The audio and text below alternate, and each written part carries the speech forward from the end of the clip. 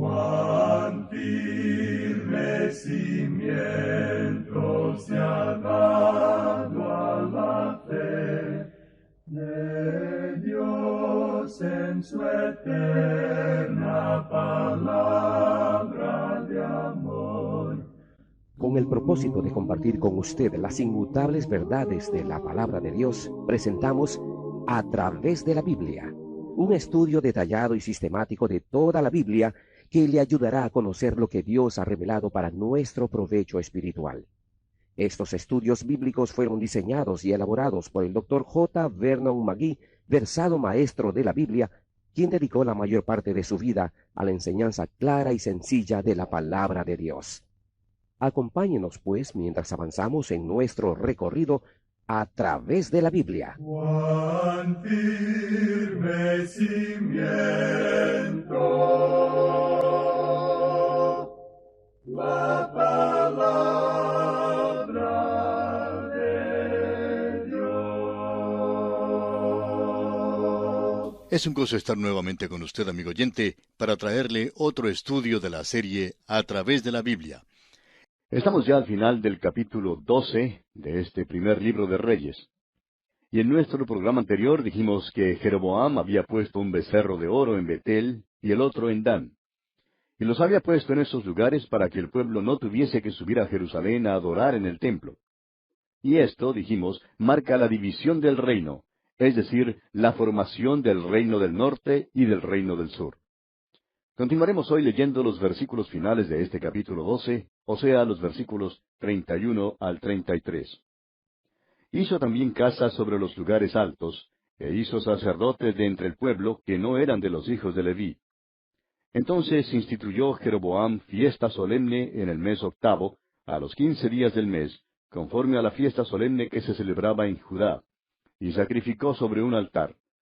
Así hizo en Betel, ofreciendo sacrificios a los becerros que había hecho. Ordenó también en Betel sacerdotes para los lugares altos que él había fabricado. Sacrificó, pues, sobre el altar que él había hecho en Betel, a los 15 días del mes octavo, el mes que él había inventado de su propio corazón, e hizo fiesta a los hijos de Israel, y subió al altar para quemar incienso. En nuestro estudio vamos a seguir el reino del norte. Usted se dará cuenta que el método usado en los libros de los reyes es el de registrar algo en cuanto a Israel y luego algo en cuanto a Judá. O sea, que el registro va de uno al otro. Estaremos pues mirando a ambos reinos al seguir nuestro estudio. El reino de Judá duró más tiempo que el reino de Israel. Prácticamente todos los profetas, excepto los profetas después del cautiverio, profetizaron durante este período. Usted puede referirse a la tabla cronológica de los reyes del reino dividido que se encuentra en las notas y bosquejos que enviamos a nuestros oyentes que nos escriben, y allí podrá ver cuáles reyes de Judá y de Israel fueron contemporáneos y cuáles profetas profetizaron durante cada reino. Ahora, si todavía usted no nos ha escrito, pues le invitamos a que lo haga ahora mismo, solicitando su copia gratuita de las notas y bosquejos. Son absolutamente gratis, como ya dije, y están a su disposición tan pronto usted nos escriba. Bien, esto pues nos trae al final del capítulo 12 de este primer libro de Reyes. Como hemos visto, Roboam es el rey del reino del sur, siguiendo en la línea davídica. Jeroboam, por su parte, se ha constituido en el rey del reino del norte. Implantó la idolatría en el norte al levantar 2 becerros de oro, poniéndolos en Betel y en Dan, para que el pueblo no tuviera que subir más a Jerusalén para adorar. Hay pues una división. Pronto, después de esto, estalló la guerra civil y continuará hasta cuando el reino del norte vaya a la cautividad. Y veremos que el reino del sur también irá más tarde a la cautividad. Este es un período triste en la vida de la nación. Contiene muchas lecciones para nosotros y para los gobiernos del presente día. Y pasamos ahora al capítulo 13 de este primer libro de los Reyes. En este capítulo, la mano de Jeroboam se seca, y mediante la oración del profeta, la mano le es restaurada. El profeta desobediente es muerto por un león y sepultado por el viejo profeta. Tenemos al final la terquedad de Jeroboam. Hemos llegado ahora a la división del reino bajo Jeroboam, quien encabezó una rebelión y tomó a las 10 tribus del norte, con las que más tarde formó el reino de Israel. Roboam, quien ciertamente no tenía la sabiduría ni la cautela que su padre Salomón, en realidad fue el responsable de que ocurriera esta división del reino. Y veremos más adelante que el reino del norte fue a la cautividad en Asiria, mientras que el reino del sur fue a la cautividad en Babilonia. Ahora puede ser que haya algo de confusión al estudiar esta sección y al leer acerca de un rey tras otro rey. Uno se pregunta si este es un rey del reino del norte o del reino del sur, o si era un rey bueno o un rey malo. Pero la tabla cronológica de los reyes, que como ya mencionamos está incluida en las notas y bosquejos que enviamos a nuestros oyentes, le dará esta información. No sería pues malo, recalcamos una vez más, enviarnos una carta pidiendo las notas y los bosquejos que le ayudarán en este asunto mientras usted nos acompaña en este viaje a través de la Biblia. Bien, hace años, algunos estudiantes del primer año en un instituto bíblico se enfrentaban constantemente en clase a la pregunta, ¿pueden nombrar los reyes de Israel y de Judá brevemente, describiendo el reinado de cada uno? Y en su afán de encontrar una respuesta que pudieran recordar con facilidad, hicieron un descubrimiento profundo. Descubrieron que si se aprendían de memoria los nombres de los reyes y escribían después de cada nombre las palabras malo o bueno, podrían salir bien en su examen. Y eso es lo que hicieron estos estudiantes del primer año. Ahora usted se dará cuenta que en el reino del norte todos los reyes son calificados como malos. No hubo ni uno entre ellos que fuera bueno. Esto, por supuesto, simplifica el estudio. Ahora, en el reino del sur tenemos algunos reyes que podríamos llamar buenos. Diríamos que probablemente había 8 reyes en el reino del sur durante un período de 200 años que podríamos llamar buenos. Los demás eran malvados. Esta era una mancha negra sobre la historia de Israel. Ahora, lo que hace que esta situación sea tan negra es que esta gente tenía luz del cielo, tenían una revelación de Dios, y por tanto su responsabilidad era diferente. Y quisiéramos reflexionar aquí un poco sobre la vida de Salomón para ver el motivo por el cual el reino fue dividido. Y aquí tiene usted lo que pasó. A Salomón le fue dada una dispensación especial de sabiduría de Dios, para administrar el reino. Sin embargo, al parecer, esa sabiduría no formó parte de su propia vida personal. Salomón evidentemente no tenía ninguna sabiduría ni discernimiento espiritual. Sí, tenía ciertos principios y conceptos fundamentales que le ayudaron a ser un soberano muy sabio, pero parece que estos no formaban parte de su vida personal y privada, porque ciertamente no formaron parte de su vida espiritual. Se ve temprano en su vida que nunca en verdad rompió con la falsa religión. Usted recordará que en el principio, cuando llegó al trono, había idolatría y que no hizo nada por eliminarla. Luego empezó a ocuparse en lo que consideró su marca de prosperidad material. Envió naves para traer de vuelta monos y pavos reales. Ahora, es malo dedicarse a tales cosas si uno ha sido llamado para glorificar a Dios. Es malo si uno ha sido llamado a testificar y a vivir para Dios. Y Salomón tenía una verdadera debilidad en cuanto a estas cosas. El libro de Proverbios revela la sabiduría de Salomón, pero el libro de Eclesiastés revela su necedad. Usted no encontrará ninguna falla de Salomón ni de su padre David registrada en los libros de Crónicas. Los dos libros de Crónicas abarcan el mismo período que tenemos aquí en los Reyes, con una sola diferencia. En Crónicas tenemos el punto de vista de Dios. Dios perdonó a David, y cuando Dios lo perdonó, deshizo como una nube sus pecados. Desde el punto de vista de Dios, el pecado perdonado es olvidado y considerado borrado. Por eso no se menciona en los libros de Crónicas. Pero Dios lo puso en los libros de los Reyes para que lo vean los hombres. Dios perdonó a Salomón su falla y asimismo su pecado, y por eso no se registra en Crónicas. Ahora, en Reyes vemos la debilidad de Salomón. Empezó aumentando el número de sus mujeres y Dios nunca ha aprobado la poligamia. Se enojó vivamente contra Salomón por este pecado. Lo interesante es que la inmoralidad y la falsa religión siempre van juntas. Juan lo expresó claramente para los cristianos cuando dijo allá en su primera carta, capítulo 1, versículo 6, si decimos que tenemos comunión con Él y andamos en tinieblas, mentimos y no practicamos la verdad. No se engañe, hermano que nos escucha. No se puede vivir en pecado y a la vez servir a Dios y tener comunión con Él. Es posible quizá engañar a todos en su derredor. Desafortunadamente hay hermanos hoy en día que viven en el pecado, quienes se portan como si estuvieran sirviendo al Señor. nunca nos ha sido posible comprender cómo piensan que están engañando a Dios. Dios, amigo oyente, no puede ser burlado ni engañado. Ciertamente tales personas no tienen comunión con Él. Salomón, pues, fue un fracaso. Probablemente hay dos hombres en las Escrituras que tuvieron grandes posibilidades y oportunidades como pocos otros las hayan tenido. Uno fue Sansón y el otro Salomón. Pero ambos fallaron a Dios. Se trata de una cosa muy trágica. Ya en el libro de Eclesiastés, capítulo 2, versículo 17, Salomón dijo, «Aborrecí por tanto la vida, porque la obra que se hace debajo del sol me era fastidiosa, por cuanto todo es vanidad y aflicción de espíritu». La gloria de Salomón fue una gloria momentánea. Ahora, en el Evangelio según San Mateo, capítulo 6, versículos 28 al 30, el Señor Jesucristo mismo dijo esto.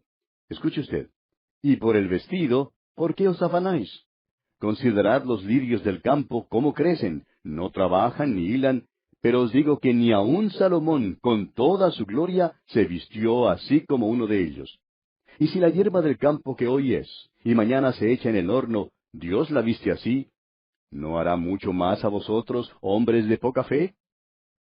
Sentimos como si debiéramos predicar el sermón del servicio fúnebre de Salomón ahora mismo, porque estamos viendo una división del reino, una división que había sido ocasionada por el pecado de este hombre.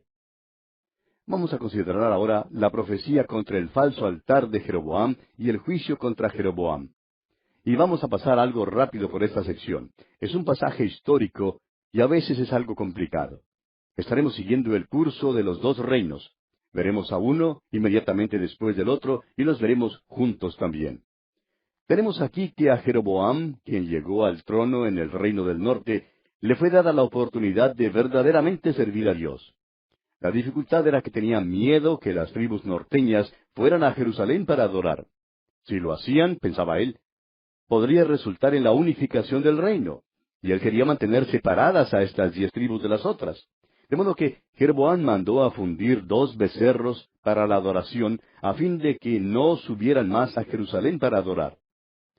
Comencemos pues leyendo los primeros 2 versículos de este capítulo 13 del primer libro de los Reyes.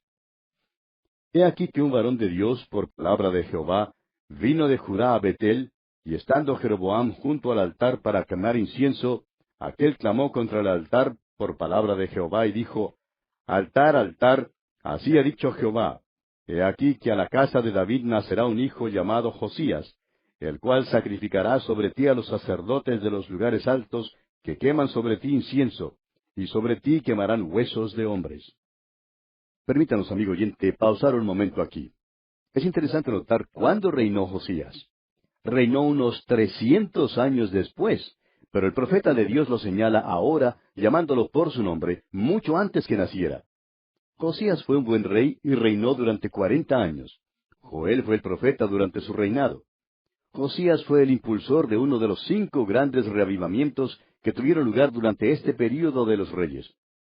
Estaremos hablando más acerca de esos reavivamientos cuando lleguemos en nuestro estudio a los libros de Crónicas.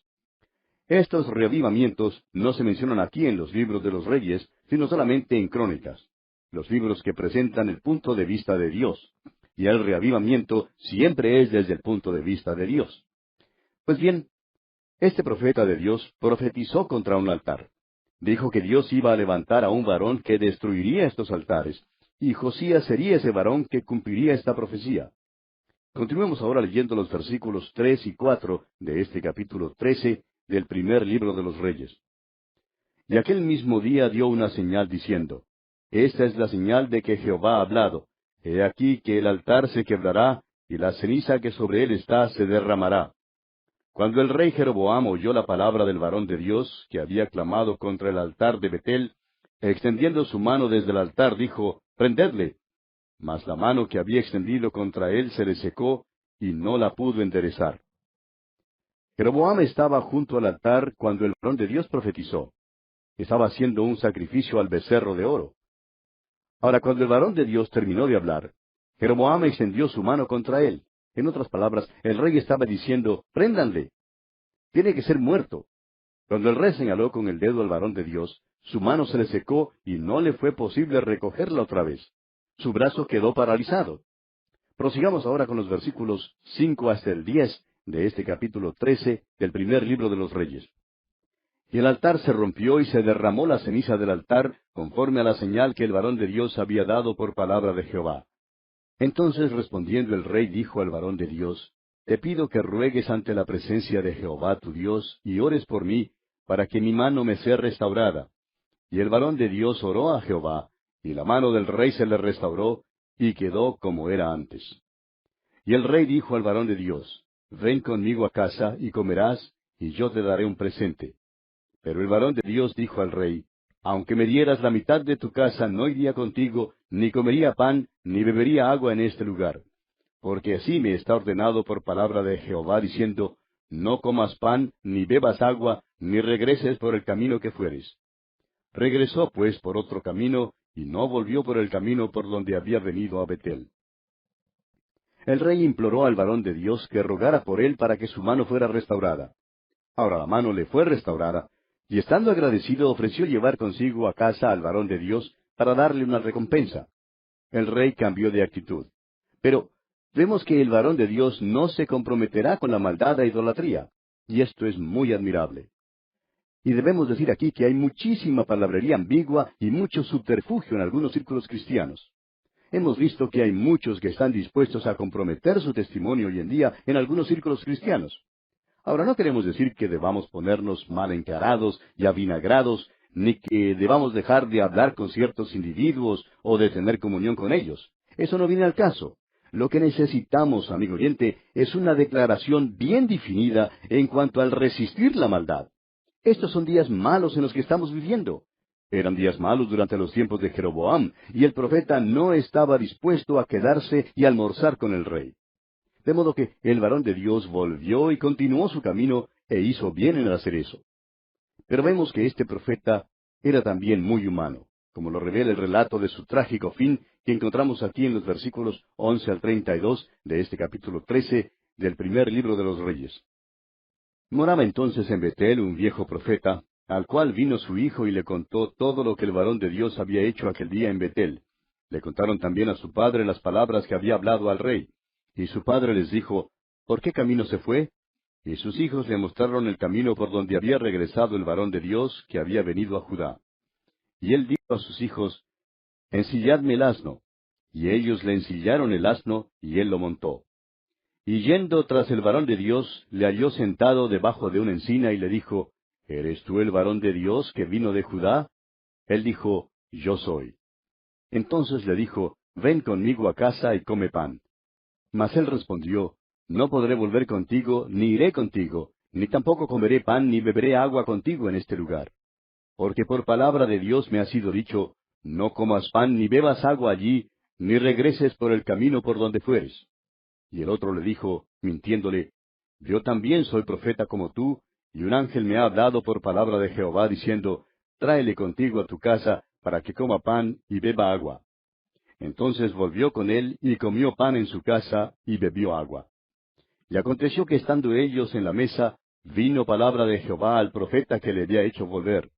Y clamó al varón de Dios que había venido de Judá, diciendo, Así dijo Jehová, por cuanto has sido rebelde al mandato de Jehová, y no guardaste el mandamiento que Jehová tu Dios te había prescrito, sino que volviste y comiste pan, y bebiste agua en el lugar donde Jehová te había dicho que no comieses pan, ni bebieses agua, no entrará tu cuerpo en el sepulcro de tus padres. Cuando había comido pan y bebido, el que le había hecho volver le ensilló el asno. Y yéndose, le topó un león en el camino y le mató. Y su cuerpo estaba echado en el camino, y el asno junto a él, y el león también junto al cuerpo. Y he aquí unos que pasaban, y vieron el cuerpo que estaba echado en el camino, y el león que estaba junto al cuerpo, y vinieron y lo dijeron en la ciudad donde el viejo profeta habitaba. Oyéndolo el profeta que le había hecho volver del camino, dijo, El varón de Dios es, que fue rebelde al mandato de Jehová. Por tanto, Jehová le ha entregado al león, que le ha quebrantado y matado, conforme a la palabra de Jehová que él le dijo. Y habló a sus hijos y les dijo, Ensilladme un asno. Y ellos se lo ensillaron. Y él fue y halló el cuerpo tendido en el camino, y el asno y el león que estaban junto al cuerpo. El león no había comido el cuerpo, ni dañado al asno. Entonces tomó el profeta el cuerpo del varón de Dios, y lo puso sobre el asno y se lo llevó, Y el profeta viejo vino a la ciudad para endecharle y enterrarle. Y puso el cuerpo en su sepulcro, y le endecharon diciendo, ¡ay, hermano mío! Y después que le hubieron enterrado, habló a sus hijos diciendo, cuando yo muera, enterradme en el sepulcro en que está sepultado el varón de Dios, poned mis huesos junto a los suyos. Porque sin duda vendrá lo que él dijo a voces por palabra de Jehová contra el altar que está en Betel, y contra todas las cosas de los lugares altos que están en las ciudades de Samaria. Es triste que este varón de Dios no hubiera ejercido un poco más de discernimiento para detectar la mentira del otro anciano y evitar así desobedecer a Dios. Por eso tuvo que pasar por este fin trágico. Ahora uno creería que la experiencia de Jeroboam con el varón de Dios le habría hecho cambiar. Su mano se le había secado y se le había sanado otra vez. ¿Cree usted que él cambió? Escuche lo que dicen aquí los versículos 33 y 34 de este capítulo 13 del primer libro de los Reyes. Con todo esto, no se apartó Jeroboam de su mal camino, sino que volvió a hacer sacerdotes de los lugares altos de entre el pueblo, y a quien quería lo consagraba para que fuese de los sacerdotes de los lugares altos. Y esto fue causa de pecado a la casa de Jeroboam, por lo cual fue cortada y raída de sobre la faz de la tierra. Amigo oyente, cuando la iglesia de Dios hoy en día se involucra en estos movimientos de protesta y cuando se trae y se introduce en la iglesia la música sacrílega y cuando se hace toda clase de compromisos, todo esto es una hediondez ante la nariz de nuestro Dios Todopoderoso. En los tiempos de Jeroboam y en nuestros tiempos, los verdaderos hombres de Dios siempre han resistido la maldad. Cuán trágico es que Jeroboam no hubiera cambiado. Y a propósito, ¿resiste usted, amigo oyente, la maldad hoy en día? Y así llegamos al final del capítulo 13 del primer libro de los Reyes. Llegamos ahora al capítulo 14. En este capítulo, Abdías enferma. Jeroboam envía a su esposa disfrazada con regalos al profeta Ahías. Ahías pronuncia el juicio de Dios. Abdías muere. Nadab sucede a Jeroboam. Tenemos también el reino malo de Roboam. Sisac sitia a Jerusalén y Abiam sigue a Roboam. Ahías el profeta pronuncia juicio sobre Jeroboam y lo compara con David en el versículo 8. Roboam, rey de Judá, guía al pueblo hacia la idolatría y el pecado. Se nota un crecimiento anormal de la homosexualidad. Sisac, rey de Egipto, ataca y despoja a Jerusalén. Lleva como despojos los escudos de oro que Salomón había hecho. Roboam sustituye los escudos por otros escudos de bronce. Ahora, además de la división, también hay deterioración en el reino. También tenemos en este capítulo 14 la muerte de Roboam, hijo de Salomón. Este capítulo que describe los reinados de Jeroboam y Roboam nos abre el escenario para el relato sórdido de los reyes del reino dividido. No hubo ni siquiera un rey bueno en el reino norteño de Israel. Todos fueron malvados. Hubo 19 reyes en total. En el reino del sur hubo 20 reyes y 12 de ellos fueron malos. Solamente 8 de ellos podrían ser considerados buenos. De estos 8, solamente 5 se destacaron en alguna manera. Y volvemos a sugerirle, amigo oyente, que consulte la tabla cronológica de los reyes del reino dividido que le enviamos en las notas y bosquejos. Bien, comencemos pues considerando la muerte del hijo de Jeroboam. La profecía contra Jeroboam será cumplida. De aquí en adelante, David será la norma con la cual debemos comparar los reyes de los reinos del norte y del sur. Leamos los primeros 9 versículos de este capítulo 14 del primer libro de los Reyes. En aquel tiempo, Abdías, hijo de Jeroboam, cayó enfermo. Y dijo Jeroboam a su mujer, levántate ahora y disfrázate, para que no te conozcan que eres la mujer de Jeroboam, y ve a Silo, porque allá está el profeta Ahías, el que me dijo que yo había de ser rey sobre este pueblo. Y toma en tu mano 10 panes y tortas y una vasija de miel, y ve a él, para que te declare lo que ha de ser de este niño. Y la mujer de Jeroboam lo hizo así, y se levantó y fue a Silo, y vino a casa de Ahías. Y ya no podía ver a Ahías, porque sus ojos se habían oscurecido a causa de su vejez. Mas Jehová había dicho a Ahías, he aquí que la mujer de Jeroboam vendrá a consultarte por su hijo, que está enfermo. Así y así le responderás, pues cuando ella viniere, vendrá disfrazada. Cuando Ahías oyó el sonido de sus pies al entrar ella por la puerta, dijo, entra, mujer de Jeroboam. ¿Por qué te finges otra? He aquí yo soy enviado a ti con revelación dura. Ve y di a Jeroboam, así dijo Jehová Dios de Israel. Por cuanto yo te levanté de en medio del pueblo, y te hice príncipe sobre mi pueblo Israel, y rompí el reino de la casa de David y te lo entregué a ti, y tú no has sido como David mi siervo, que guardó mis mandamientos y anduvo en pos de mí con todo su corazón, haciendo solamente lo recto delante de mis ojos, sino que hiciste lo malo sobre todos los que han sido antes de ti, pues fuiste y te hiciste dioses ajenos e imágenes de fundición para enojarme, y a mí me echaste tras tus espaldas. Como usted ve, amigo oyente, Jeroboam no es igual a David, y Dios le pondrá a un lado. El hijo de Jeroboam no vivirá. Pero vamos a detenernos aquí, amigo oyente, porque nuestro tiempo se ha agotado. Continuaremos, Dios mediante, en nuestro próximo programa.